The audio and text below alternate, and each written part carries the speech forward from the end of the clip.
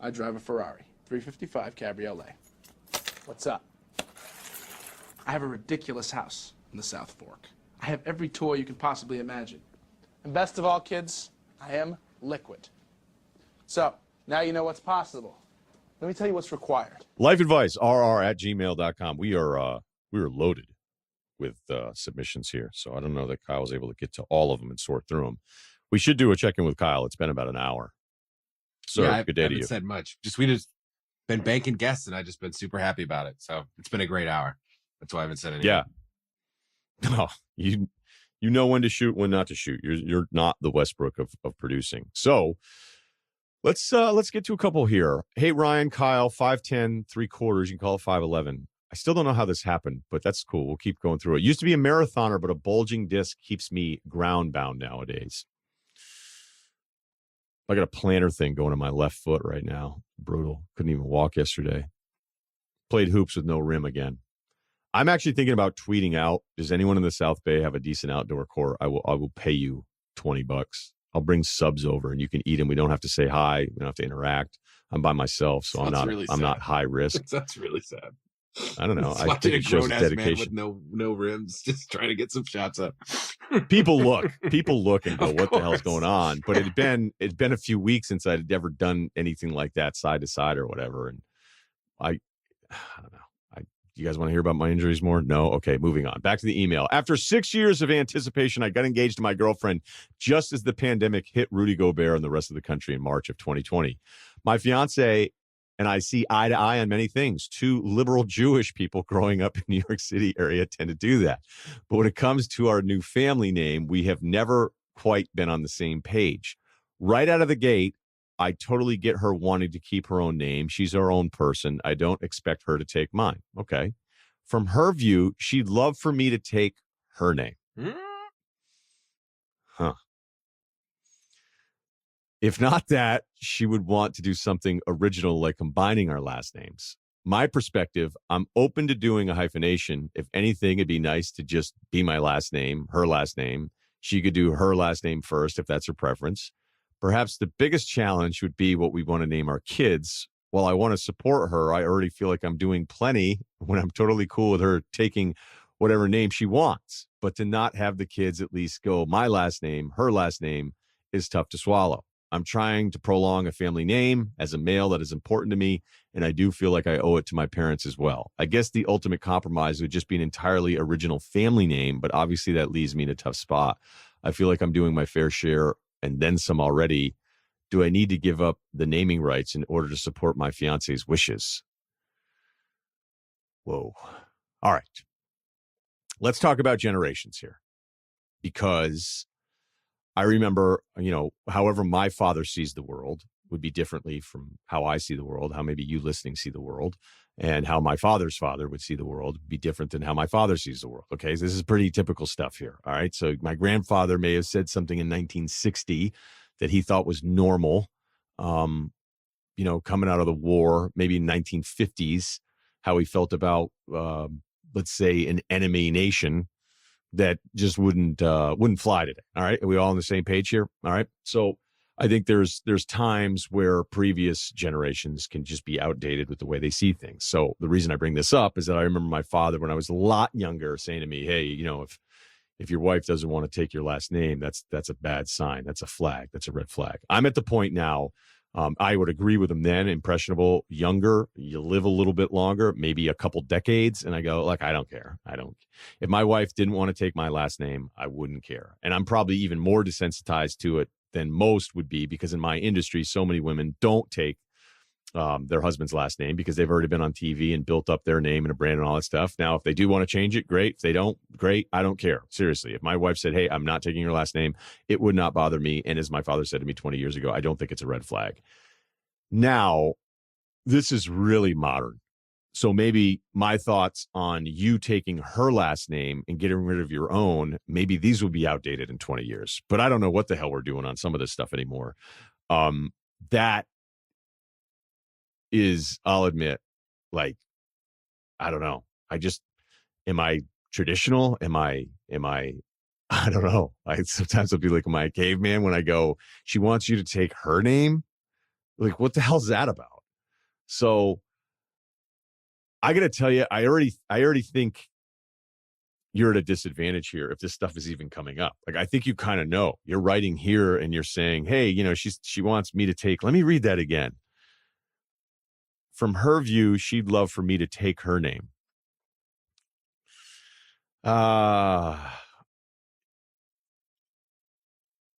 This is where somebody goes, is nothing sacred? So if she's proposing that, my guess is these kids aren't going to have your last name. And the thing that every woman has over the rest of us is they're the one going through carrying and birth. And we never have to do that. And so when it comes to the naming stuff, they win and they should win. It'd be really nice, if you were a guy, and, sometimes I think about it, I'm not exactly in that mode.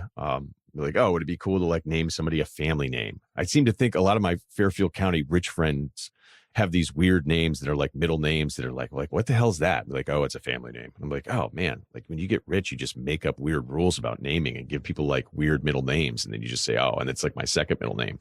I got to tell you, that should be a goal for people. Get rich enough where you start making up weird middle names and just say, oh, it's a family thing. It's our crest.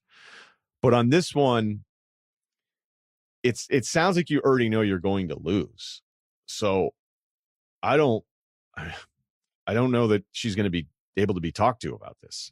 If she actually wants you to take her last name in the marriage, like even proposing that means you're not going to win one argument about what to name these kids. So that one's tough. Look, I know somebody really well who there was an argument about the child's name, and everybody finally came to an agreement on the kid's name, and the person that I know, again, really well, just wrote down a different name on the birth certificate, the name that she wanted. And then the kid found out years later that his real name wasn't his name. And I was like, that's kind of fucked up. I was like, whatever. I gave birth. And I was like, yeah, but now you got a kid who, like, all of his paperwork when he becomes an adult is all going to be screwed up all the time. And he never knew he had a different name. So all I can say is I don't have much advice other than good luck with all that. Norms are weird. What's that? I said norms are weird. It's like social norms. I'm worried because I don't have the coolest last name, and the person I'm with now has a pretty cool last name. And like, kids and is like tons of money and years down the road. If it were to happen, I'd be like, hey, she might be like, listen, your last name sucks and mine's cool, and this is how it is. So I get it. Yeah, that's why I'm allowing, like, I don't know, in 20 years, maybe, I don't know, 10 years, will the norms change? It's like, actually, it should be it's like, who's got the better assets here? Who's got the cooler last name? Like, which would sound better as a football player? Not my name. I'll tell you that. I don't think I'm modern enough yet for that one, to be honest. Oh, no, me neither. I'm scared to death of it, but I just look at the facts. It's like, hey, your last name's not cool, dude. I could see an Atlantic cover story, though. Why last names need to change. There we go. I don't know. I mean, maybe you can just do the hyphen thing, Maybe you can do it that way. There's plenty of people to do that. So, again, I don't have a problem with any of that. I'm just saying if she wants you to take her last name, that there's some alarms going off with me over here where I was like, all right, yeah, you're probably not going to win any of this. Okay, young guy checking in. Some of you dudes, by the way, that send in emails, it's funny because you'll talk about your looks, which I love the self-assessment, right? We talked about that before. What would your own scattering report be? I like some of the self-assessment here. And some of you guys will be like, hey, I'm still pretty good looking, but you don't realize like a picture's rolling in. And then some of you other guys are like a little too down on yourself and you look really good. So, shout out to all of you out there. All right. Love the podcast. Shout out to Kyle. I'll start giving a little background. 5'10", 170, can dunk. Okay. That's pretty good. 7 in the looks department.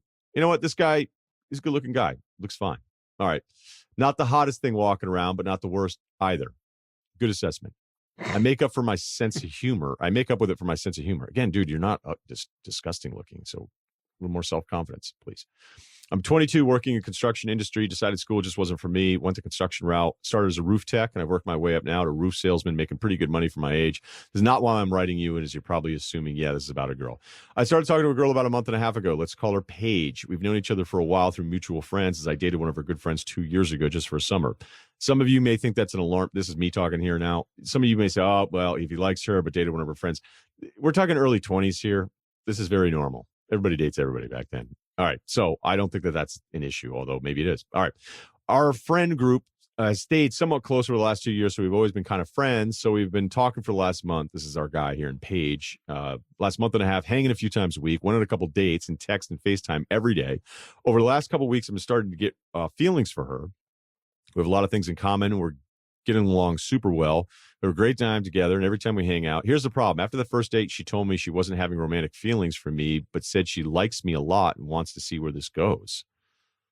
Fast forward a week ago, one of her friends asked me if I want to go on the trip with their friend group to San Diego, where they got an Airbnb. Of course, I said yes, for the main purpose, obviously, to hang out with Paige. We had a great time on the trip, and now here's the problem again. We talked at the end of the trip about how I'm feeling and how she's feeling. I told her that I'm starting to really get feelings for her, and that I liked her a lot. She told me she really likes me, and that I'm a great guy, and that I've treated her better than any other guy has. But she still doesn't have those romantic feelings for me yet. She said she still wants to talk, hang out, and stay close. We even have a couple more trips planned for us in the next couple months. I really like this girl, and she's one of the best girls I've met and I've talked to. What should I do, Ryan? Do I keep talking to her, hope she catches feelings for me one day, or I just cut it off now so I don't get stuck with this one girl and just move on? Kyle, Ryan, please help. Thank you, guys. Okay.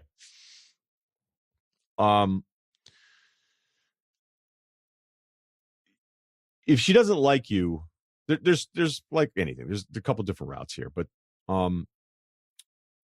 it's clear she doesn't like you that way. Okay. So you haven't crossed out of the friend zone into the hangout zone, despite you telling her multiple times that this is how you feel. All right. So eventually you're going to be like a waste of time. Now, speaking of Westbrook, those of you out there that would just keep grinding away, getting shots up as much as possible and just overwhelming the person where they finally just like, fine, I'll date you. Like, it does happen.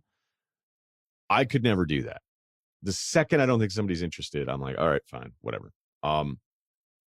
You grinders out there, I respect you. I don't know how you do it.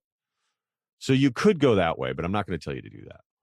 What you do have here, though, is something that all of us need for the men out there. Whenever guys are like, hey, I'm having a hard time, you need to find an ally. And if you have a female ally that you're not pursuing and she has friends, that is the most valuable thing you can have in the dating world. If you have someone on the inside talking you up to her friends, it's incredible. You skip years of hard like if you can find yourself a good friend who has a lot of female friends and you don't pursue her, you keep that in the friend zone, and then she's talking you up to everybody else. That is like a superpower. All right. And you seem to have that. If her friend is inviting you to the house in San Diego, you have to either get the straight information from the friend or have the friend talk you up. But clearly the friend talking you up doesn't matter. It's not going to change this person's mind. So what I would say to Paige is, hey, you know how I feel. I'm not going to waste any time. FaceTiming, texting all the time. I love talking to you. I look forward to it every day. It's going to suck not seeing those texts pop up and getting that feeling. But I'm not doing this because honestly, that'll probably be the only way that you get her is by completely cutting it off. So she knows she has you now and you're going to treat her like the fact she's like, hey, you treat me better than everybody, but I don't like you that way. You have given her this version of you that she has rejected. So now you have to go cool guy mode because unfortunately, so many of us are wired to want the things that we can't have. And she knows she can have you. So now she doesn't care. So your best bet of ever getting to date her, and I'm not even saying that this is going to work, but it'll likely, you will increase your chances by shutting it down and starting to ignore her because it seems like she likes the attention. And I wish it weren't this fucked up, but you're all 22 and it doesn't exactly go away, but your peak stupid dating rules phase. And I would tell you that if you're really determined to date her, you probably have to ignore her. Yeah, that's what I was going to say. You got to tell her you're busy or something. Yeah, you don't have to be a jerk about it. It's like, oh, sorry. text, let two days go by. Oh, totally missed this. Sorry. My bad. We had a roofing job. And by the way, I'm not going to give it away, but where this guy's located, you should not have any problem running into girls at 22, especially if you're as good of a roof tech as you claim you are. Let's do one more. Oh, this is a good one. I like this one. All right. Our guy checking in. First time, long time. Late 20s and working a relatively high-paying career for my age. Think finance, law. I hope he's not with a hedge fund. Wall Street. In New York City. I grew up and went to college in Boston and originally thought that leaving for New York City would be great for my career development savings. This part of the email blew my mind. You thought it'd be better for your savings to live in New York City?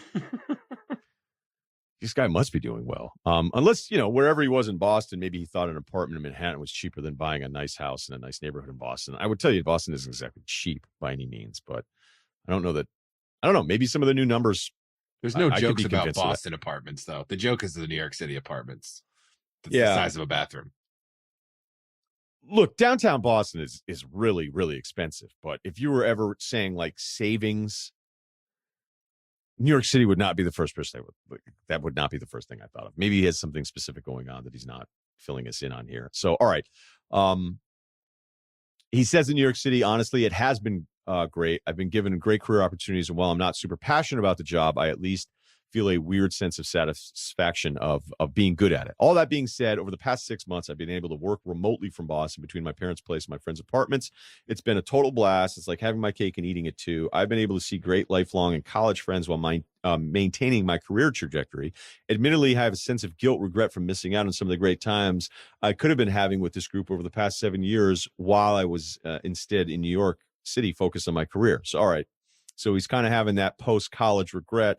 It is amazing when you have a really great group of friends from college, a bunch of you all live in the same area, and you keep riding out those weekends. It's always funny, too, because I remember like going to New York City to visit guys and be like, all right, what's the plan tonight? I'd be like, we went on Friday. I'm like, you don't go on Saturday? I'm like, no, we don't. We're on the come up. We got to stay in.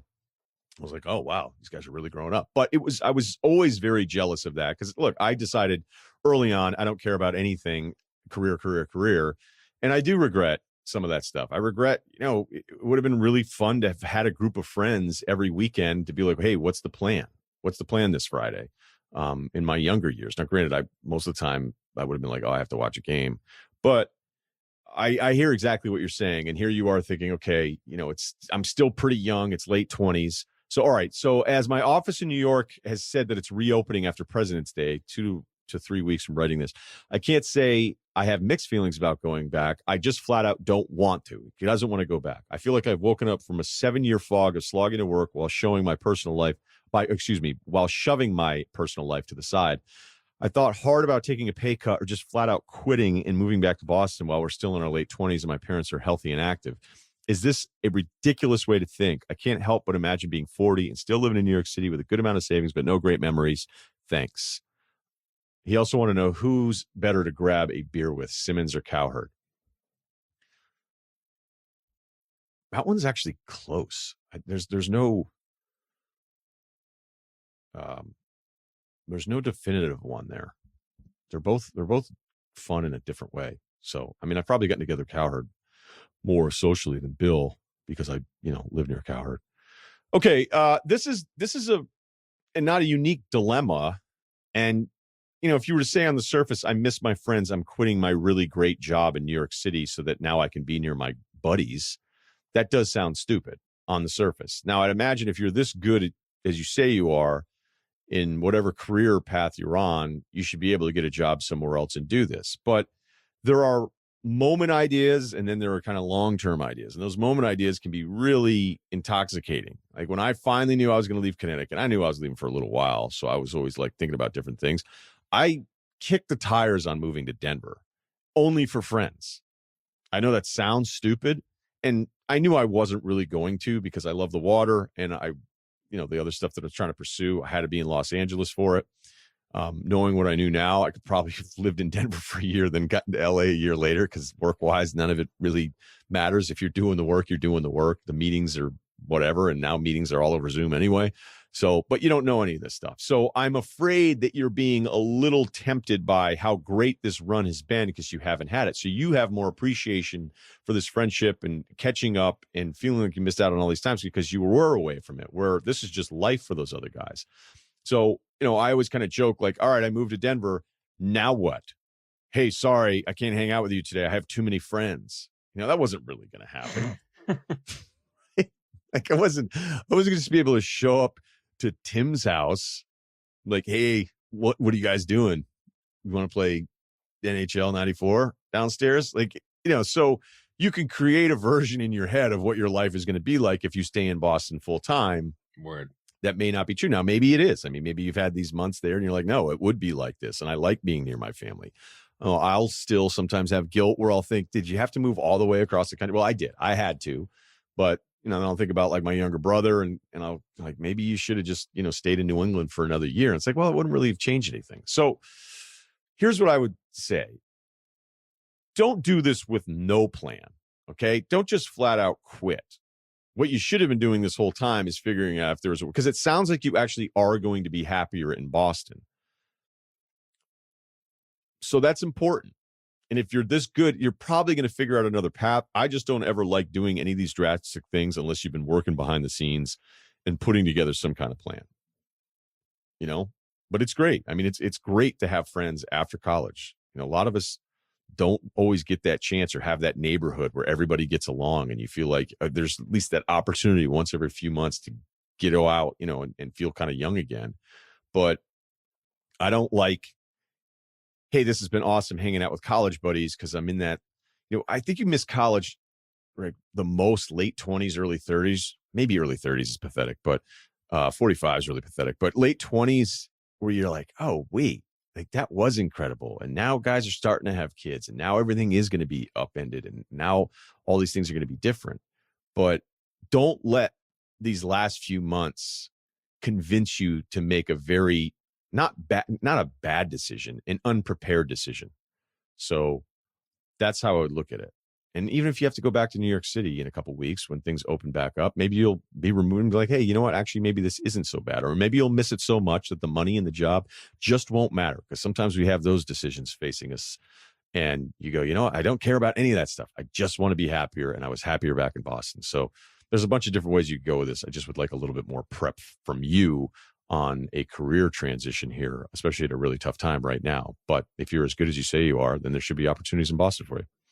Okay, that's the podcast. We have Teddy Bruschi later this week. Aaron Donald is going to join us as well. And we've got a few other things planned. So it's going to be a great week leading up to the Super Bowl. Make sure you check out all the coverage on Ringer.com, Ringer Podcast, and Spotify. Please subscribe, rate, and review. Talk to you Wednesday.